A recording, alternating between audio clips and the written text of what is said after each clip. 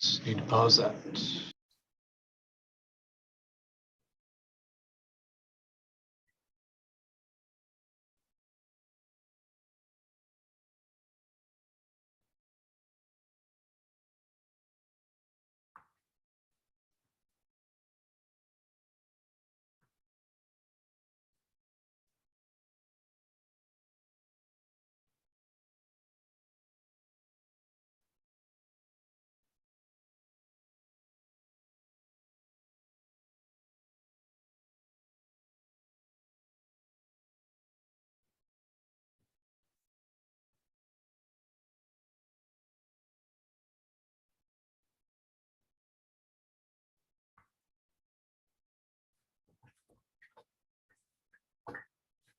Andy, looks like we might have leveled off here. You ready to roll?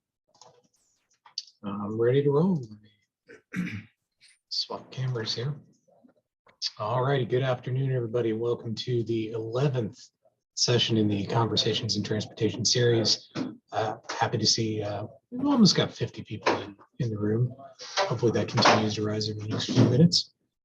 Again, on behalf of Nick Syed and Dr. Hummer and everybody else involved with this, thanks for your time. Thanks for coming out. A couple of announcements before we get started. Again, if you've been to these before, it's nothing new.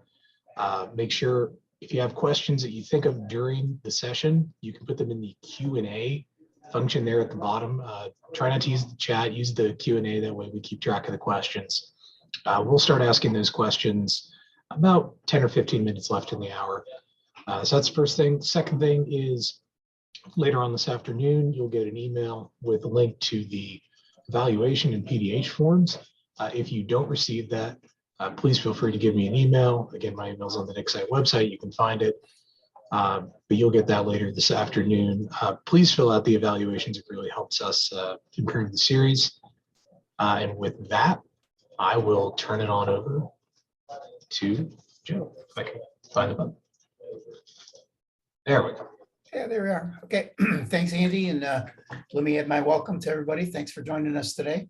I appreciate the sponsors who make this possible. You saw some of the logos on the title screen as you came in. And thanks to our councils who sponsor this series, Strategic Initiative Council Chair Adam Fisher. I saw Adam a couple minutes ago, and Young Members Council Chair Ty Parham, and appreciate their support of this series as well. Our purpose is to line up interesting guests and have conversations on really a wide range of transportation topics, interesting people, leaders, and try to find out what's the latest and greatest in our profession. Today's guest is one of those leaders, and we're so pleased to have him here today. We're talking traffic control devices with one of the world's leading experts, Dr. Gene Hawkins. Gene is a senior principal engineer with Kittleson LLC, where he provides expert witness services related to transportation engineering issues. Prior to joining Kittleson LLC earlier this year, he was a professor of civil engineering at Texas A&M University for 35 years.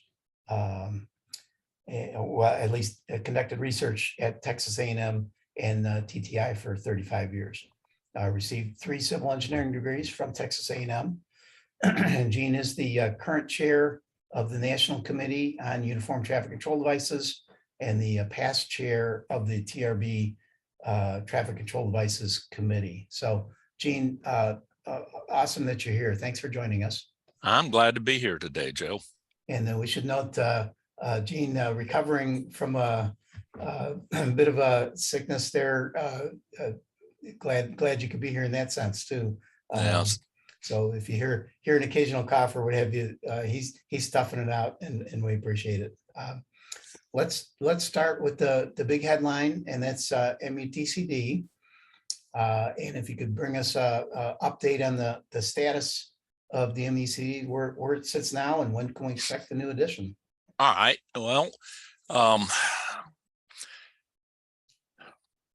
The current MUTCD is the 2009 MUTCD that came out. Is actually published as a final rule in December of 2009, and then became effective in January of 2010. And we've been looking for a change to that for a long time.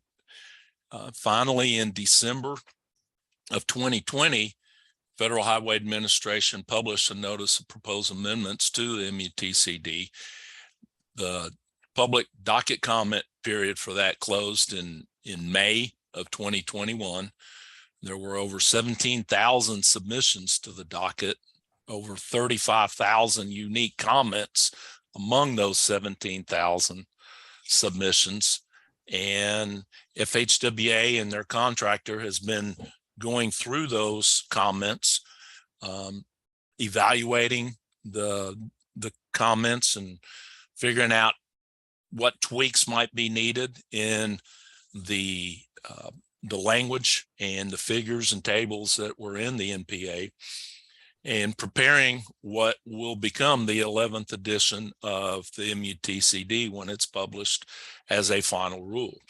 Now, part of that process, because of the number of comments, the federal government has deemed this rulemaking a significant rulemaking. So that adds some additional layers of review to the entire process. It includes the Office of Management and Budget as part of the review and some other things. So what FHWA says is they have broad support within the DOT for moving forward with the rulemaking. They believe they're on track to meet the deadline that was imposed by Congress in the infrastructure bill. That deadline is May 15th, 2023. And we'll wait and see if that final rule comes out before, on, or after that date. All right. But let's hope. Is it going to be in print and online, similar to the 2009, you think? So the official version of the MUTCD is a PDF version that is published on the FHWA website. The federal government does not actually publish a printed copy of the MUTCD. If you have a printed copy of the MUTCD of the 2009, most likely it was one of those copies that was printed in a coordinated effort of AASHTO, ITE, and ATSA. And they sold those to their members and others. There are some other companies that have taken that PDF and published it and sold it as well.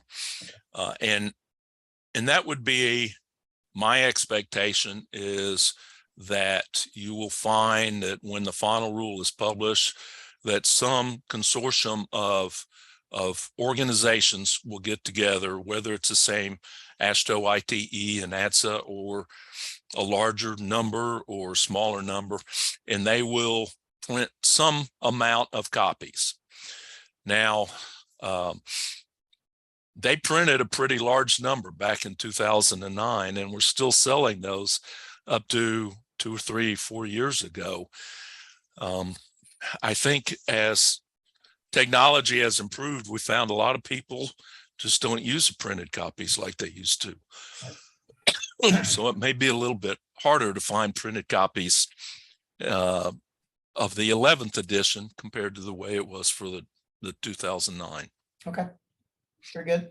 I'm expecting a bigger book than it was in 2009, right? Probably so. So I have to provide a disclaimer for all of my comments, a qualification of sorts, that I don't know what's going to be in the final rule. Yeah. I know what was in the NPA, but all of the work to develop the final rule is going on behind a curtain. Yeah. The rulemaking curtain, and only the Federal Highway Administration, the DOT, and their contractor actually know what they're doing with in response to the comments and the language that was in the NPA. But I'll fall back on when has the federal government ever taken a regulatory action that actually reduced the amount of regulation? So I think it's pretty safe bet that we're going to see some new content. There was new content in the NPA. Do the fundamentals stay the same? The shall, should, may structure, the idea of warrants, the kind of core METCD that many of us are used to, we'll see the same next time around, probably, right? I would expect that. So the rulemaking process has its own set of rules that they have to follow.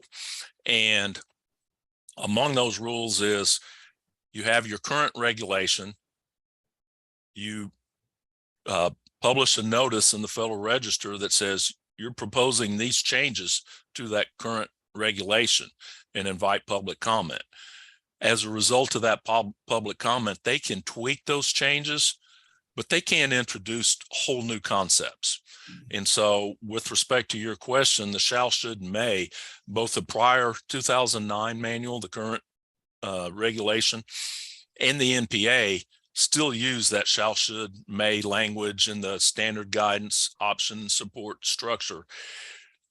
I don't see them being able to just take all that out without proposing a supplemental NPA. Fair enough. Good. So what would you expect when it's released would be the sort of big headline changes that we look for? Yeah, and that's an interesting question. And to some degree, it's in the eye of the beholder.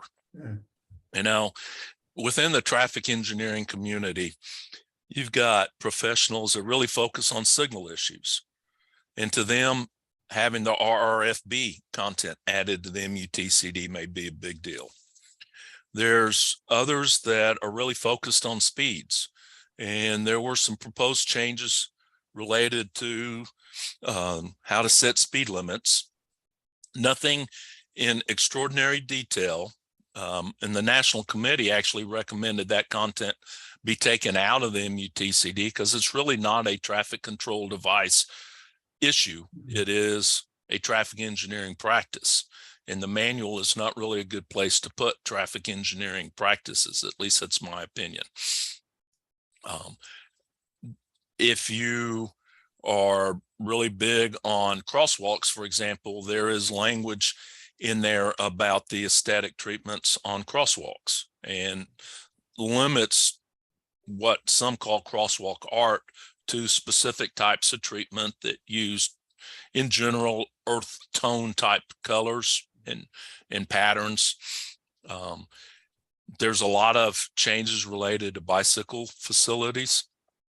So it runs a gamut of changes, and some people may consider some changes more significant than others, just depending on their perspectives.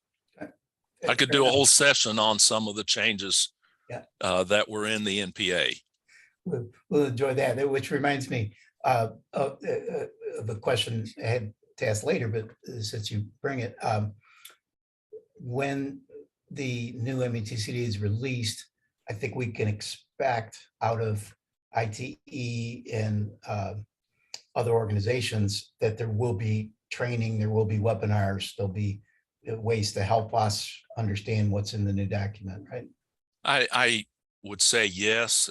As part of FHWA's effort to get this new manual out, so not only will it be published as a final rule in the Federal Register, they will completely update their website. So when that Federal Register notice is published, you would expect to see a new FHWA MUTCD website that same day. I hope it'd be the same day, certainly within a day or two, that would have the entire new MUTCD PDF versions of it. And I would expect, similar to what they did when they published the 2009 manual, there'll be a link on that website to training. And they will have essentially PowerPoint presentations either over the entire manual, or what they did with 2009, they had a separate presentation for each part of the MUTCD that kind of covered the major changes that were made from the prior addition to the 2009 manual. And there'll be supporting information from FHWA to help practitioners know what the key issues are. Yep. Good. We'll look forward to those. Anything top of your mind of things that you really had good discussion at the National Committee, but it didn't make the cut this time? It's most likely not going to be in this new edition. Things that had to be pushed till next time. That's a good question. I'm not sure I have a really good answer. The National Committee provided well over 200. I think it was, let me look real quick, 219 recommendations on the MUTCD between 2008, when we quit making recommendations, that ended up going into the 2009 manual. So from 2008 till 2020, we submitted 219, and I'd say the vast majority of those actually were incorporated into the NPA. I don't have an exact count, but we were very pleased to see that FHWA took our recommendations at heart. I think that's a recognition of the consensus building process that exists within the National Committee. We represent not only public agencies, but we represent the private sector, we represent industry, academics, user groups. We have a bicycle user group, we have a human factors user group, AAA for road users, National Safety Council. All of those are sponsoring organizations that represent the people that use the roadway and rely upon the devices that the MUTCD provides criteria for in order to function on those roadways. So if it can get a 2/3 vote of our group, so it's not just a majority vote, it has to have 2/3. It's been through the ringer. And just because you have some crazy idea, the only way that's going to make it through the National Committee process is if you can get a large number of people to buy into that idea. So it sounds like some really strong protection against sort of self-dealing or conflict of interest. I come up with something that is going to benefit my company and bring it to the National Committee and selling it to 2/3 of the members there. Right. That's a pretty high bar. It is a high bar. In the situation you described, where a vendor has some device or process that they want to see incorporated in the MUTCD, and they'll come to the National Committee and make a presentation. Sometimes those move forward through various stages of the process.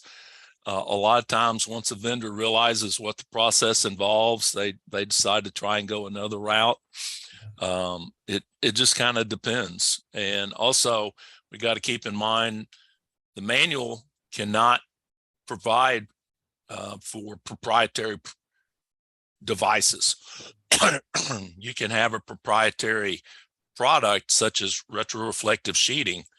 The actual sheeting developed by different manufacturers, they have patents on those. Signal heads have different patents, but the basic design of a signal with the circular or arrow indication and the 3 to 5 sections of head and the size and all, you can't copyright, trademark, or otherwise protect that sort of intellectual property. It's heading for the public domain anyway. So yep. I'm trying to get my head wrapped around Federal Highway and their contractor trying to respond to 35,000 comments. we have a little bit of that here at NCDOT. I think in our latest set of guidelines, we got, I don't know, 100 comments or something, and it just about blew us up. So, any insight on that? How the heck do they fight their way through 35,000? Well, I actually served on a rulemaking team back when I was with TTI and was doing a lot of research on sign retroreflectivity. My colleague Paul Carlson and I both were part of the FHWA rulemaking team that dealt with that revision on implementing minimum sign retroreflectivity. So we got to see that process. We got to see how the sausage is made. And basically a docket comment goes in, and then the contractor will take each of those docket comments and categorize each individual comment, and they'll aggregate them all and define, 17,000 submissions. A lot of those were essentially form letters. There were some organizations that strongly encouraged their members to submit comments, and some of them even provided a template to use. And so, you may have several thousand several thousand submissions that are all basically the same. So that simplifies the process some. But then you have groups like the National Committee. We submitted, I think, 85 submissions, one for each chapter in the NPA. And some of our submissions were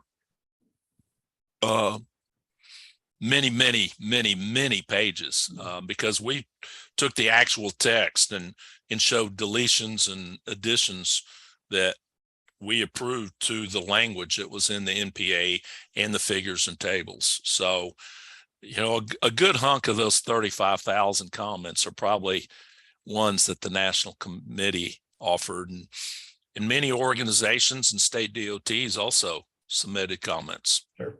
Yeah, we did too, for that matter. But arduous process. I guess that's good.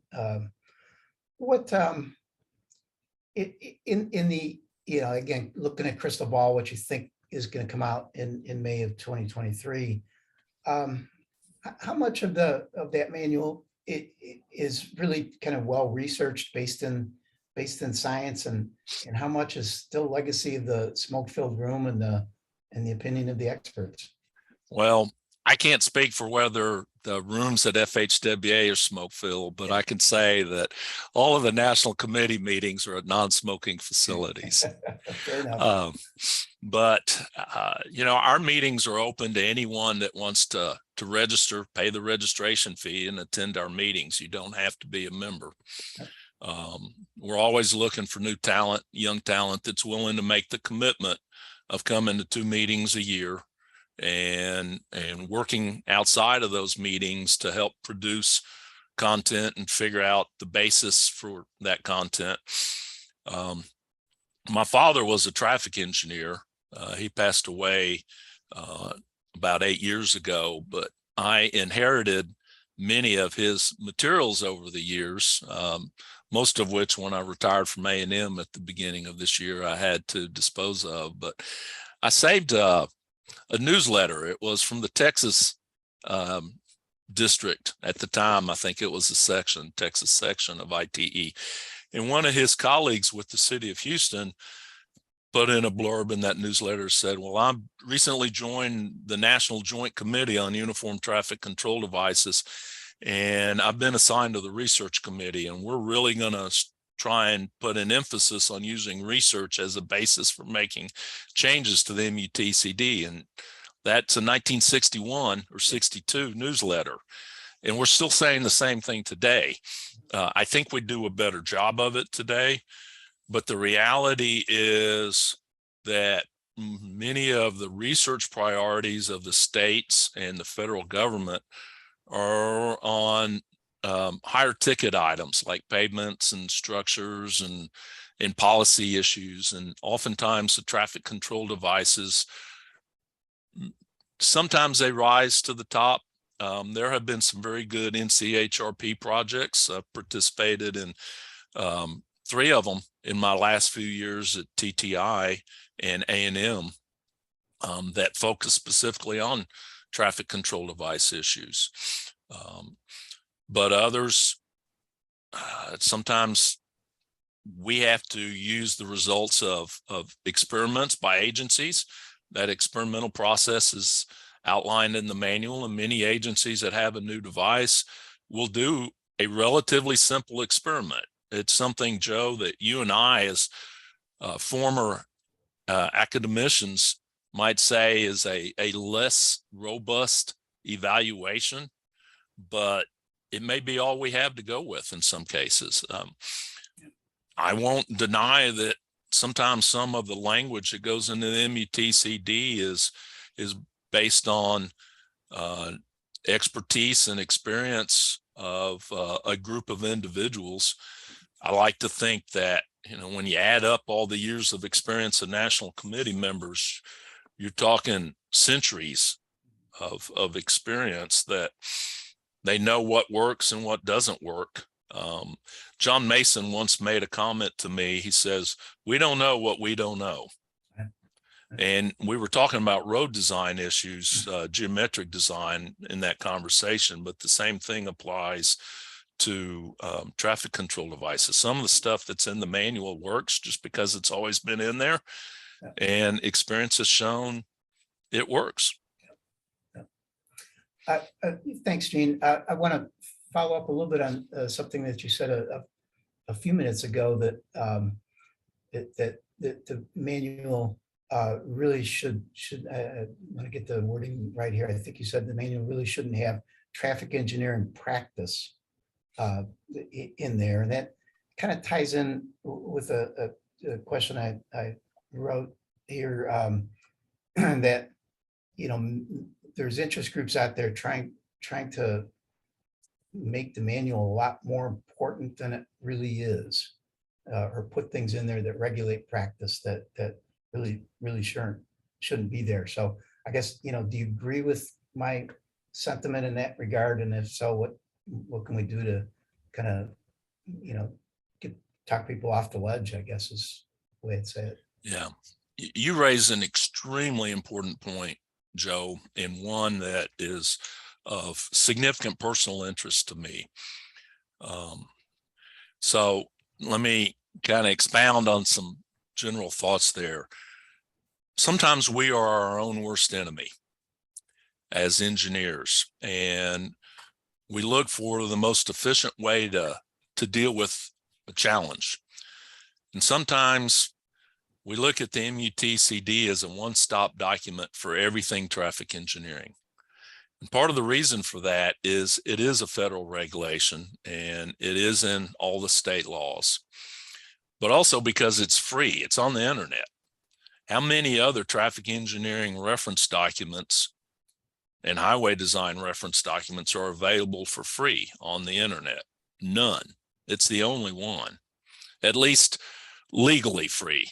All the others are protected by copyright. If you look hard enough, you can probably find a green book or an ITE traffic engineering handbook or whatever on a website somewhere where it's not supposed to be. But because of that, elected officials and administrators say, well, this is really important to me. What's the one document we could put it in that everybody has to follow and everybody has? And the answer is the MUTCD. And as a result, we've gotten some things in the MUTCD that I feel like really should not be in there. I mentioned the procedures for setting speed limits. Now, there's been a lot of attention given to the 85th percentile basis for setting speed limits, and whether that's a good practice or bad practice. But the reality is setting speed limits is really a state and or local issue. There needs to be some consistency in national practices, but as I drive across Texas, I can tell when I cross a district boundary on the Texas highway system, because suddenly speed limit will change, but the roads hasn't changed at all. So there are political implications on speed limits. And typically when you come across the city limits, you'll see a speed limit sign. Excuse me, hang on one second. And so setting speed limits is something that really ought to be defined as a traffic engineering practice. It's not a traffic control device standard. Same thing with setting advisory speeds. for things such as curves or intersections, determining the length of the green interval and or the length of the yellow and all red intervals. Those are traffic engineering practices. You might even go so far as to say that the typical applications in Part 6 really are not traffic control device standards. They're traffic engineering practices. It's And work zone, right? yeah, the work zone, the typical applications. Maybe those should be in a practice document as opposed to the MUTCD. But then you ask people about taking stuff out, and you may have one person that says, yeah, I really think that ought to come out, but you'll have 2 or 3 others that'll say, no, I need it to stay in. And that's the battle we have fought over and over within the National Committee. There's a lot of differences of opinion on what should be in and out of the MUTCD. Here's where that 2/3 bar might make it difficult for you to do some business. Yeah. Okay, good. Thanks. Is anybody looking ahead to 12th edition? Well, I will say yes. So on the FHWA MUTCD website, on their newsfeed page, they actually have a statement that says we're not just dealing with the 11th edition. We're preparing to look ahead to the 12th edition or something like that. Mm-hmm. The National Committee actually has a working group that is hard at work looking at strategic issues related to what the MUTCD of the future should be. And so when we talk about the 12th edition, I'll just frame that as generally something along the lines of a 2030 to 2035 manual. I think after this final rule comes out, hopefully in the spring of next year, that over the next 6, 8, 10 years, we'll see a series of revisions. FHWA has indicated they're committed to, unlike they did with the 2009 manual, doing some periodic revisions to address significant issues. Yep. And that will help to keep the MUTCD current. Yep. I mentioned the form letters that went in to the docket on the NPA for the 11th edition, and a number of those form letters said there's a need to rescope the MUTCD or revise and rewrite the MUTCD, and many of them related to a perception that the MUTCD should be a policy document, not a traffic control device standards document. So, trying to look at some of these comments and figure out what the MUTCD should be and what it should not be, and how to get from where we expect to be in the spring to where we think we need to be in a decade. Good. And then we could twist that and say that's a challenge for some of our members participating here today to get involved if you want to start to influence the 2030 edition. Now's the time to start having your voice heard there. There's opportunity. And let me add that the National Committee meetings are some of the most intense and educational meetings. I won't say some, they are the most intense and educational meetings I've ever participated in. I learned more about what goes on in the field of traffic control devices and the broader field of traffic engineering during those 3 days in January and 3 days in June than I do any other time of the year. So if you really want to get plugged into the profession, learn what's going on in other areas of the country, and just get your finger on the pulse, get involved in the National Committee. Yep. Make a commitment. Excellent. I think the first article by Gene Hawkins that I ever read was a history of the MUTCD. You're dating yourself, because I wrote those in the early 90s. That's actually an interesting story. Yeah, please.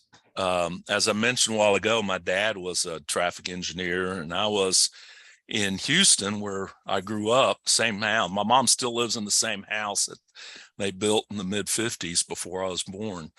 And I saw a stack of boxes in the garage that said textbooks. I asked my dad, what are those? He goes, those are my textbooks at the Yale Bureau. He attended the Yale Bureau of Highway Traffic in the mid-50s. And so I opened that box and started looking through it. I found a 1948 MUTCD. And I'm going through and I find the page where there's a stop sign. And the stop sign's yellow. And I made a comment to my dad. I said, wow, this book's so old, the stop sign color is faded from red to yellow. And he laughed at me. And I go, why are you laughing at me? He goes, son, you just don't know how much you don't know. Stop signs were yellow. And in fact, they were yellow up until a revision to that 48 manual was published in 58 or 54. 54 is when stop signs became red. And I thought, wow, I didn't realize how much I didn't know. So I started writing letters to some of his colleagues that had retired in Texas and asked them, I said, if you have old books that you don't want to throw away, but you don't really need, I'll take them off your hands. And I started building this library. And I ended up collecting all the prior editions of the MUTCD as in the early 90s. And I sat down and started writing articles. I did one for an ITE annual meeting, and then that grew into that series of articles. It was an ITE journal, and I still do that presentation, history of traffic control devices or history of the MUTCD every now and then. Well, my compliments for all these years later. I still remember it, and at the time I thought it was brilliant. So the first edition was 1935. 35. Yeah, and let me follow up with one quick comment to the younger members. Yep. I will say that those articles put me on the roadmap. And what I did is I found a resource and identified something that no one else had done. And I did it. And if you really want to make make a name for yourself in the profession, you got to put in some time outside of your normal working hours and try and figure out where that information gap is and get some information. It doesn't have to be research. There's a lot of things where there's opportunity for a younger person to grab the bull by the horn, so to speak, and put in a little elbow grease at night and on weekends, and you can make a name for yourself just like I did. So the parking guru, professor at UCLA, Donald Shoup, I heard him speak several times. I thought he was brilliant. He was fond of saying that he picked parking because it was big enough to matter and small enough that there wasn't much competition. And I guess I'm asking, is that kind of how you feel about traffic control device as well? Well, certainly it applies to MUTCD history. Yeah. But I think it applies to traffic control devices. When you look at the bid items on a construction contract, the traffic control on that contract is typically maybe 5, at most 10% of the construction cost. It's a small amount. Yeah. And oftentimes it gets the last consideration. I mean, when they're doing the 70, 80, 90% plan review, that's when the traffic control devices really start getting a lot of attention. Yeah. Hopefully they've been dealt with in the earlier development. Right. But a lot of people and agencies think, well, it's just a $200 sign. I can go out and put up one of those anytime or whatever. And so I think traffic control gets a short shrift a lot of times. It is the problem is traffic control is often looked at as the way of fixing all the other problems that were created by bad design or bad planning or bad policy or anything else. They thought, well, let's just go put up a sign or change the number on the speed limit sign or do something else. And traffic control devices can't fix bad design. Yep. Good. Back to 1935 for just another moment. What problem were they trying to fix with that first edition? All right. So automobile travel really started to grow after World War I. During World War I, prior to World War I, and in the early years after World War I, railroad travel was a primary way of getting from anywhere over any significant distance. And within a local area, horses and streetcars and buses were the other options, and bicycles. Bicycles were a big thing too. And then early to mid 20s, traffic growth really started. Many state DOTs were created as highway departments in the late teens. AASHTO, actually it was AASHO at the time, was created in the late teens. And the system of U.S. highways, which was actually called the interstate system in the 20s until our current interstate system came along, that was created in the mid to late 20s. And as all that vehicular travel started growing, they realized we need some way to control this traffic. It moves faster than a horse, and we're getting congestion. And they started coming up with signs and markings and signals, and local jurisdictions just created those on an ad hoc basis. And by the late 20s, if you did any amount of traveling, you were encountering all different types of traffic control devices. And so they came to a realization that they needed to start taking some national action to provide some degree of consistency and uniformity in the traffic control devices. And that is what led to the first MUTCD. There were actually two manuals prior to that. AASHTO had published a rule signing manual, and the American Engineering Council had produced an urban manual for traffic control devices. And there were some conflicts. So they were really aiming for the uniformity across states, between cities. Absolutely. Okay. I think that's a point worth remembering as we go forward. That with all the trials and tribulations here, that one thing that the manual still does 85 years later is give us more or less uniformity. I would agree with that. Okay, good, thanks. Flipping ahead here. So I have a bit of a concern on the research side. With your retirement from Texas A&M, a couple of other recent retirements of people that I know.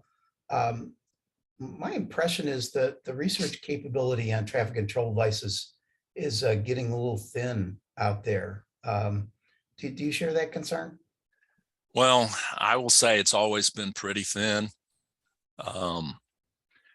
And a lot of it is based on the resource support for doing that sort of research. And right now, I'm not seeing a whole lot of resources devoted to traffic control device issues.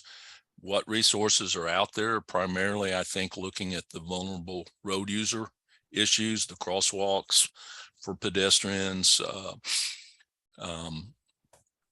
some of the bicycle treatments for bicycle facilities, but not necessarily a whole lot related to traffic signals or sign legibility or some of these other things. That may indicate that our system has matured to a point that maybe we don't need that level of research.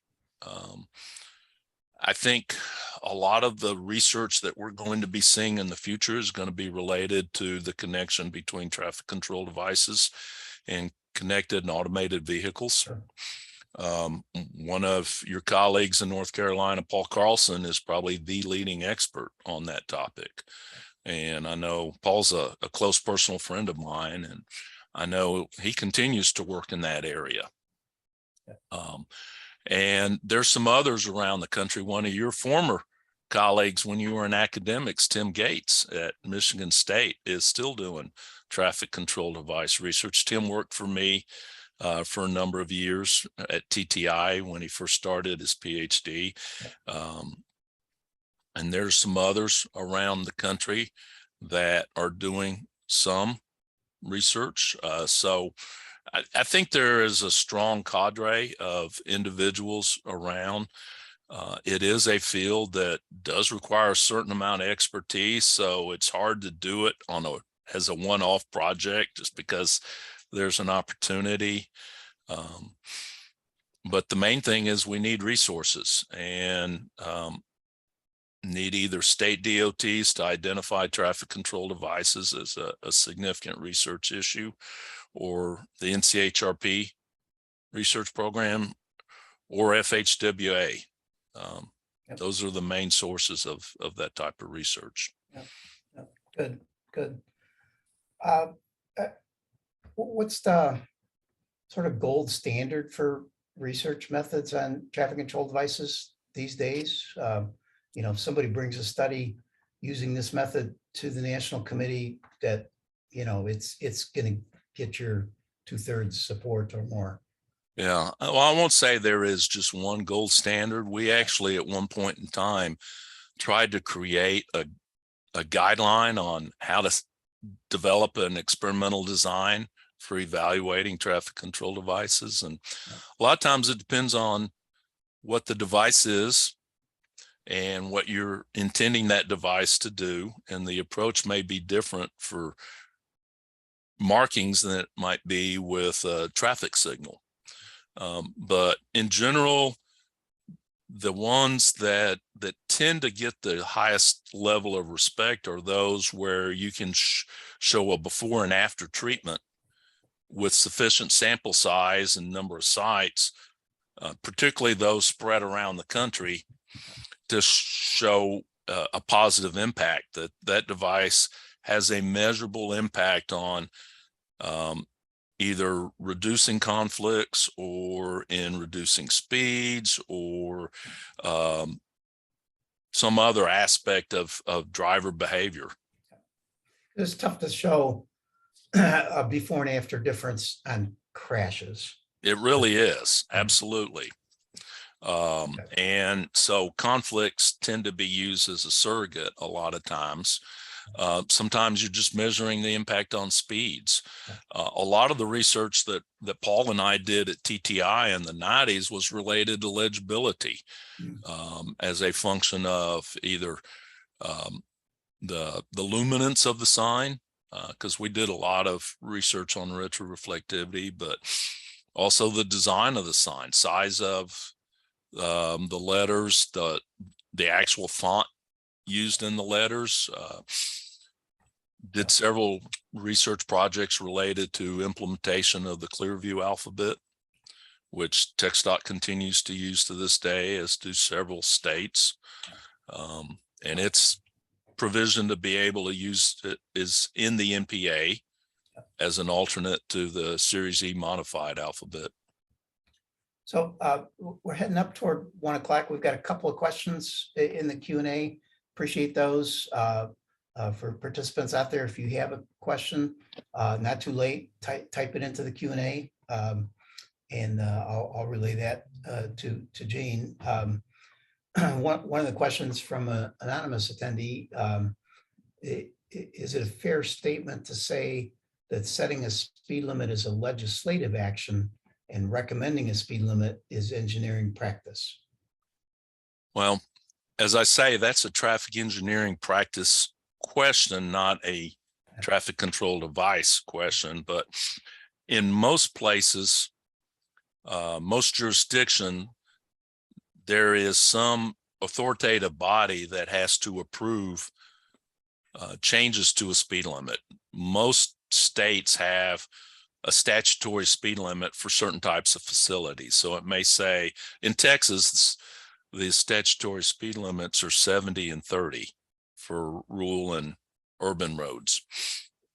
If you want anything different, you have to do a speed study. And if it's on a state road, it goes to the state commission, but if it's in a local jurisdiction, typically the city council has to approve that. All right. Got another question here, talking about the prior editions of the MATCD, and Sajid is wondering whether they're available to view somewhere online. They are. Let me share my screen and show you a website. This is something I'm very proud of. Hang on one second. Wow. This is the Kittleson MUTCD website. The address is mutcd.kittleson.com. I used to at A&M have my own website that had some of the historical materials, but Kittleson has a lot more production capability than I did myself. And if you can go into this MUTCD history, past, present, and future, and where it says previous editions, it'll bring up all the prior editions, and you can click on any one of these. Some of them have a little bit more information than others. For example, the 88 manual not only has the original edition as it was published, a PDF version, but it has all 7 of the revisions, both the changes in the text and the Federal Register notice, which that information is not available anywhere else. This was something I really worked on last summer. There are still some improvements that we hope to make to this website. For example, one of the earlier manuals, I think it's the 35 and 48. Oh, no, I do have the, so, you know, there's no Federal Register notices for those, but I've got pages and pages of really old Federal Register notices have been scanned that I think go back to changes to the maybe 71 and 78 manuals that I need to incorporate. But this is a great resource. And it even has some of the manuals that preceded the MUTCD. So if you want to see some of that early history, you can find it on this website. That's awesome. Yeah. Federal Highway or federal government took over MUTCD for the 1978. 71. 71. Okay. So let's just use this little slide here. The first 5 editions, 35, 42, 48, 61, and 71 were prepared by either the Joint Committee or the National Joint Committee on Uniform Traffic Control Devices. It was a predecessor to the National Committee. And after the 71 manual was published, FHWA took it over. And the National Joint Committee became a formal advisory committee, the National Advisory Committee on Uniform Traffic Control Devices. And they provided input through that advisory process for the 78 manual. The revisions to there were 8 different published revisions to the 71 manual, 4 for the 78 manual. Those are all on this website. And then in 1980, the federal government dissolved most of their advisory committees, and that National Advisory Committee reconstituted itself as a national committee. And we've existed in that form since 1980. And we're just a private organization now. We send recommendations off to FHWA, but FHWA owns a manual and they have no obligation to follow any recommendations that we make. It sounds like they generally do, and sounds like we're better off for that. So yeah, good. This is a terrific resource. And Sajid, thanks for the question that sort of prompted us over here. Few minutes left, Gene. I did want to touch briefly on automated vehicles. It's kind of a bit of a thing with me. Are you generally a believer that automated vehicles are going to take over the marketplace in, maybe 20 or 30 years or so? Well, all right. So it's an interesting question. And like many other interesting questions, the first thing you have to do is provide some definition for your Yeah, sure. terminology. Sure. All right. So when you say automated vehicles, are you imagining, and Joe, I imagine you watch this cartoon the same way I did. Some of our younger members may not know what I'm talking about, but are you imagining a Jetsons environment where we get in a car and are zipping off around?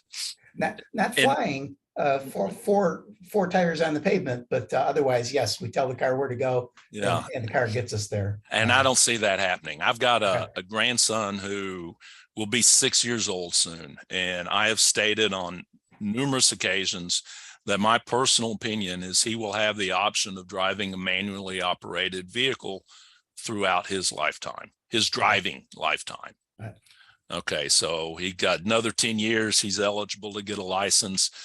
So starting 10 years from now, and he'll probably be able to drive, and I'll just say till he's 86. So from 10 years to now to 70 years or so, 70, 80 years from now, Right.